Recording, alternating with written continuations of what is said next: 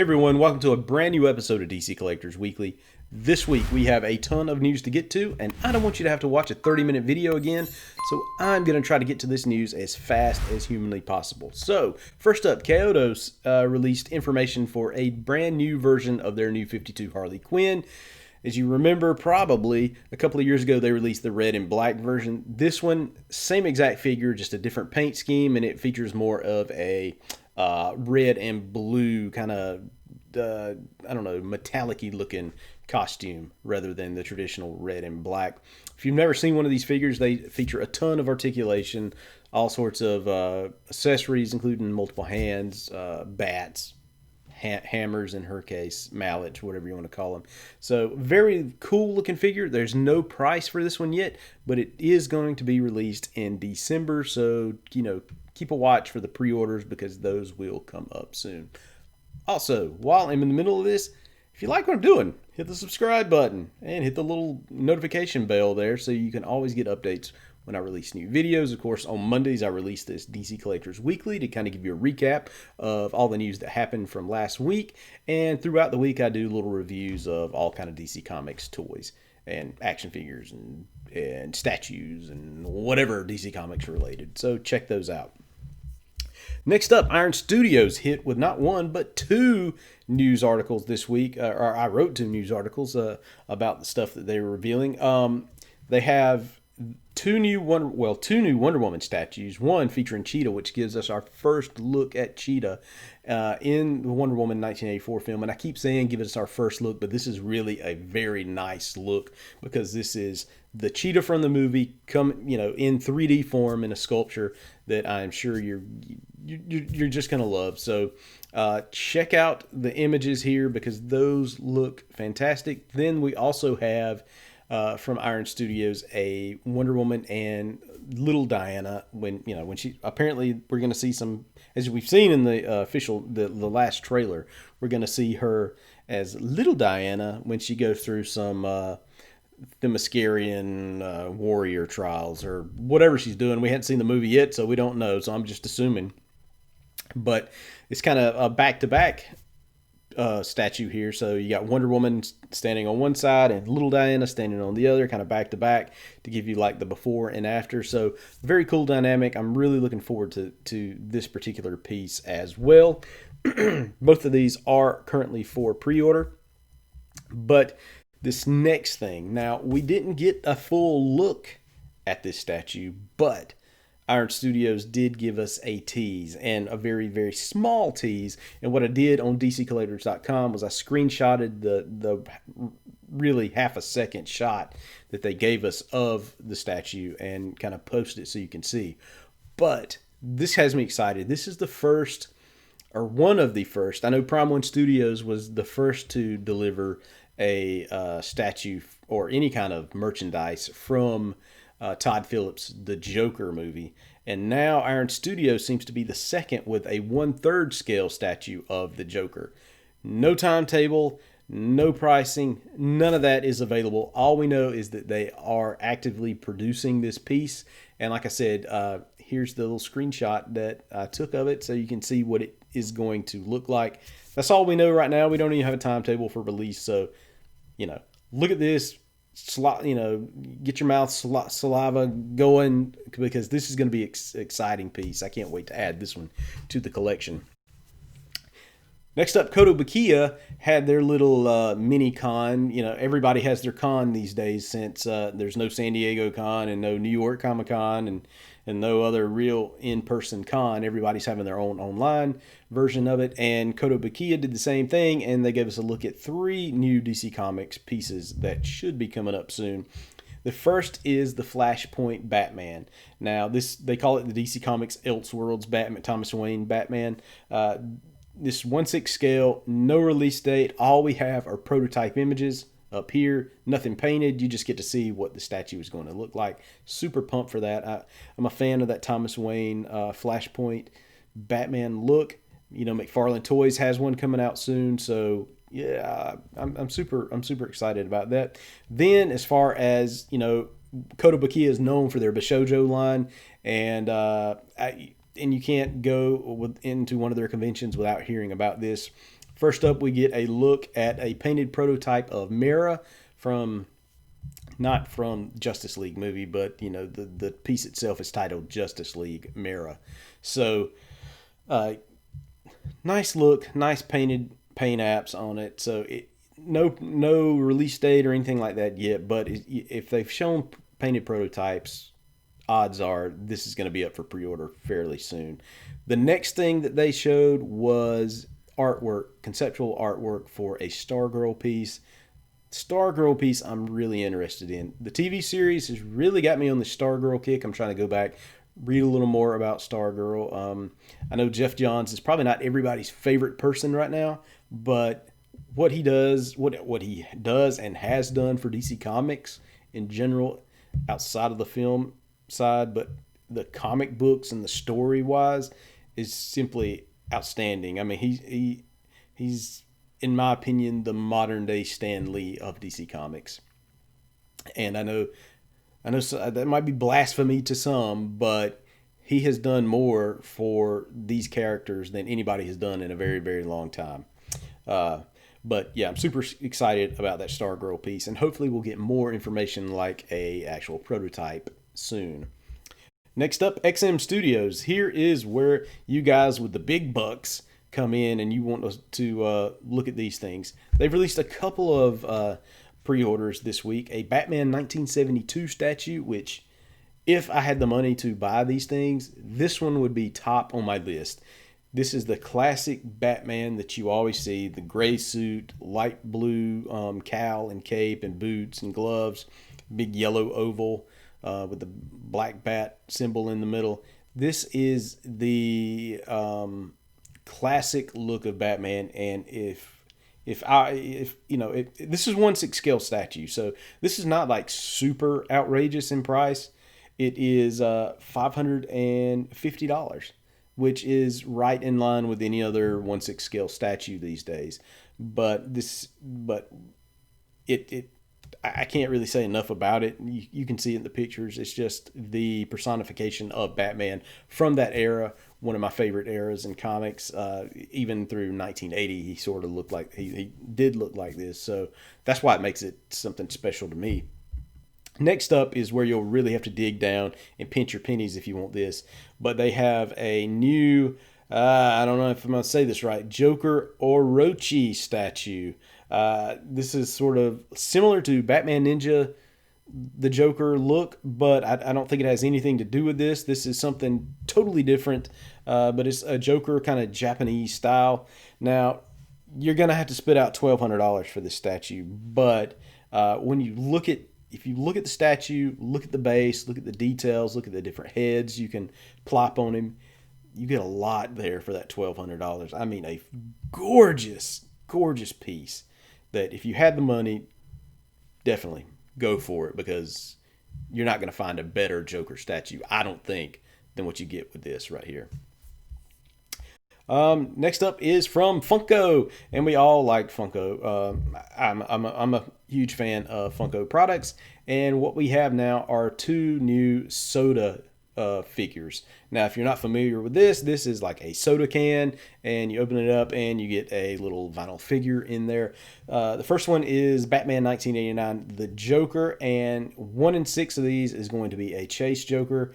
The first version of the Joker, he just has the purple top hat and looks like the Joker costume. Just it's kind of iconic from that film.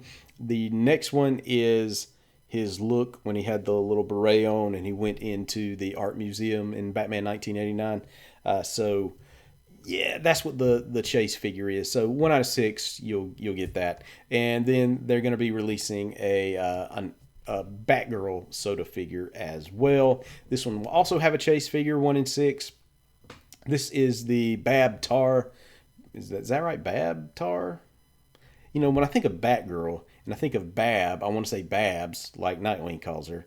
But I think, you'll tell me if I'm wrong in the comments. I know it, but this is that particular look of Batgirl. The Chase figure seems to be more of a metallic paint scheme than the normal, so nothing really different. It's the same exact figure, different paint scheme. So look forward to that, which should be out any time now. Okay, here comes the good stuff. Here comes the McFarlane Toys news because everybody wants to know about the McFarlane Toys stuff right now. So, the beginning of the week, Todd McFarlane took to social media to announce a brand new line of DC Comics figures from his company. And these are the gold label figures. Now, what he's shown is Todd McFarlane's take on Batman. If they said, "Hey, create Batman for us. Use your own ideas, whatever." Here is what he would do. He would take this is his perfect idea of Batman, and this will come in two different versions. Now, the version you see here, and then a version that is more dark blue and gray than this traditional black and gray. These gold label, I believe, are going to be Walmart exclusives. I know. I hate the exclusive thing too. It absolutely sucks. But and especially Walmart because they're so hard to find and so hard to track down, and the scalpers get to everything first. It at times makes it not even fun to collect. So but I'm not, we'll see how it plays out. But you can see this looks like a very unique and very cool action figure. Also, he released official information for the next wave of McFarlane Toys, which include Batman, Arkham Knight, Batman Arkham Origins, Deathstroke, and Teen Titans Animated Cyborg. Out of these three, I am, above and utmost most excited for the animated Cyborg figure.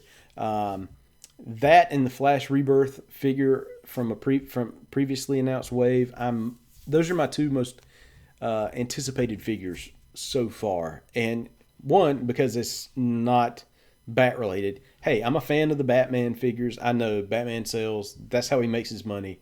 But it's refreshing to see like the Flash and especially this Teen Titans Animated Cyborg because I hope he sells really well so we get the Robin, the Raven, the Beast Boy, and the Starfire figures later on down the line. And I'm glad they started with Cyborg because he's a massive figure, and I think he'll look really, really nice, especially with the rest of these things. So I'm super hyped for this figure. Now, I didn't actually watch the Teen Titans animated show when it first debuted, but when Teen Titans Go came out, which is less serious version, but the same sort of design elements for those characters.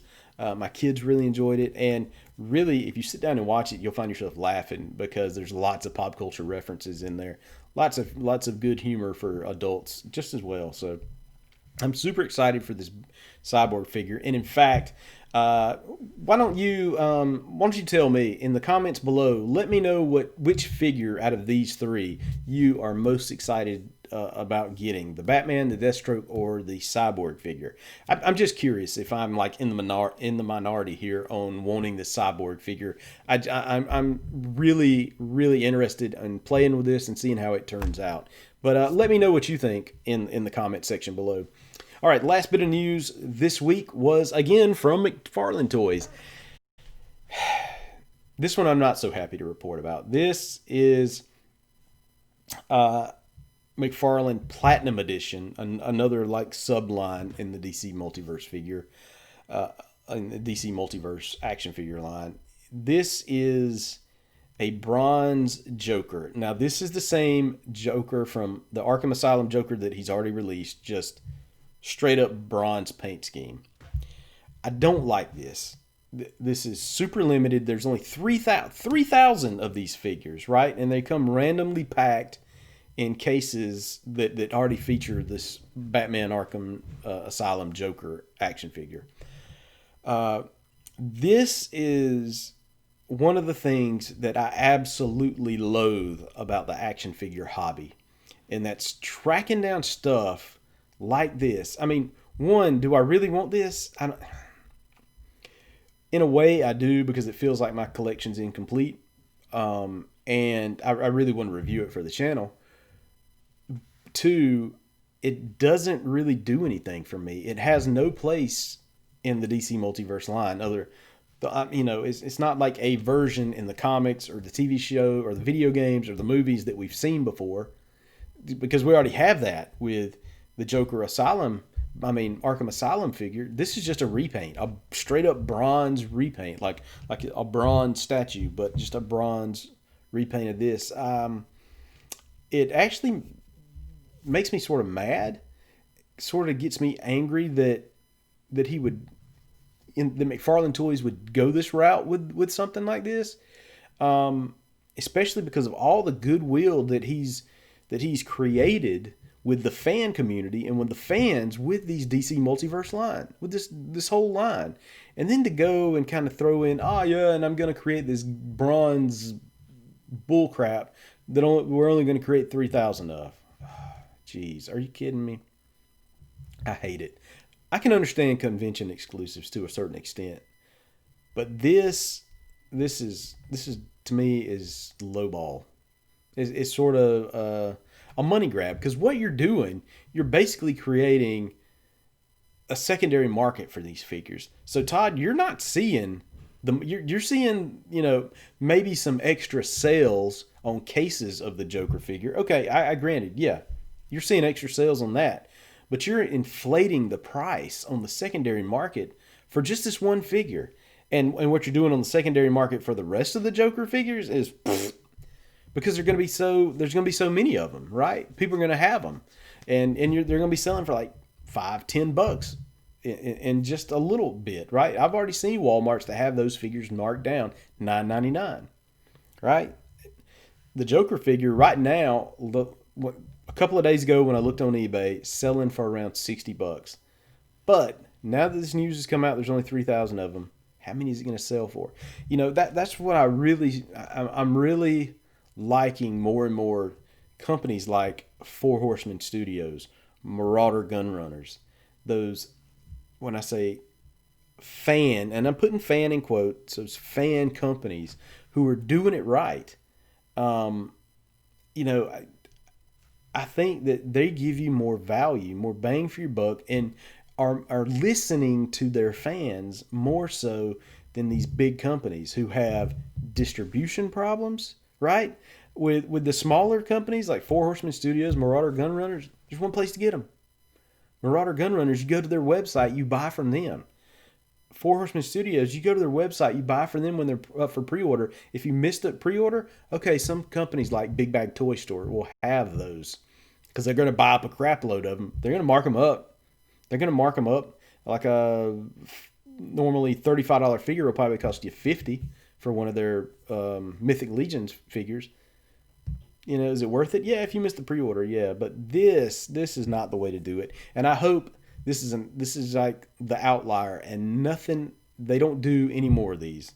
I hope that enough people complain that this stops, because it needs to stop. These chase things like this. This is garbage. Garbage in my book. All right, I'm stepping down off the pedestal here. I don't want to over I don't want to be that guy, right? So that's it for this week's in DC Comics toy news. Hit the subscribe button. Check out DCCollectors.com each and every day, because you're gonna, before this week, this is like a week late. If you go to DCCollectors.com, you're getting the latest news up to date as it happens, because I post it all. Also, check out me on all my social media channels, Facebook, Instagram, Twitter. You can find me at DC Collectors. Peace.